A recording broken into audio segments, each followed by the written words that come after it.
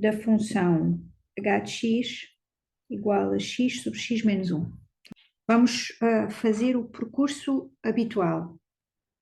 Em primeiro lugar, nós vamos calcular o domínio de h.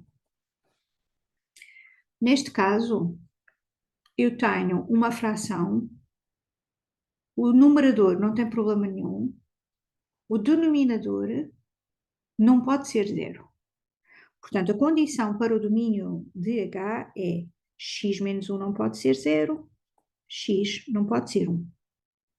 Isso quer dizer que o domínio de h se pode escrever de diversas formas. Podemos escrever R tiro-lhe 1, podemos escrever x pertence a R, x não pode ser 1, ou podemos escrever de menos infinito até 1, unido com 1 a mais infinito. Pronto.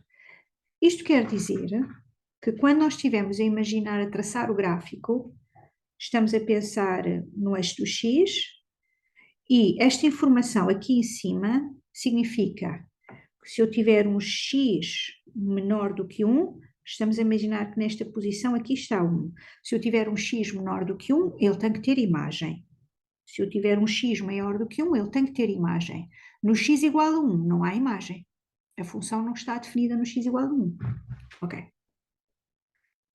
Quais são os zeros da função h? Calcular os zeros da função h é determinar quando é que a função vale zero. Eu substituí a expressão da função e agora tenho ali uma fração. Uma fração é zero só quando o seu numerador é zero.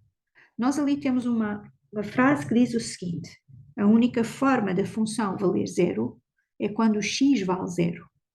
Então isso quer dizer que nós temos o eixo do x, sabemos que todos os pontos têm imagem, exceto 1, e sabemos que o único ponto onde a função vale zero é o x igual a zero. Imaginemos que é aqui. Isso quer dizer que quando eu imaginar aqui o eixo dos y, não é? O eixo dos y passa no ponto x igual a zero. Quando eu imaginar o eixo dos y ali, nós estamos a dizer que o gráfico da função só corta o eixo do x naquele ponto. De resto, o gráfico da função tem que estar acima do eixo do x ou abaixo. O sinal de h. Eu tenho a função h de x, que é... Tenho a função x sobre x menos 1, e agora tenho que determinar o sinal. Bom, nós podemos fazer uma tabela. Tenho aqui o x. Atenção ao domínio. O domínio é todo R tirando 1. Então, eu tenho o x no domínio e agora tenho o numerador. Bem, o numerador é assim. Quando o x estiver, para definir o sinal do numerador, eu tenho que pôr aqui o zero. Porque agora ponho assim, o numerador aqui vale zero, aqui é positivo e aqui é negativo. Já está. Agora vou marcar o denominador. O denominador é x menos 1. O denominador vale 0 em 1 e depois x menos 1 é positivo quando o x for maior do que 1. Portanto, o denominador é positivo aqui e é negativo atrás. Certo? Quando eu for escrever a função h, que é o quociente das duas coisas, eu tenho que ter cuidado com o seguinte. Quando o denominador for 0, a função não está definida. Ok. Qual é o sinal da função à frente do 1? É positivo. Qual é o sinal agora para trás? Cuidado, aqui entre 0 e 1 a função é negativa.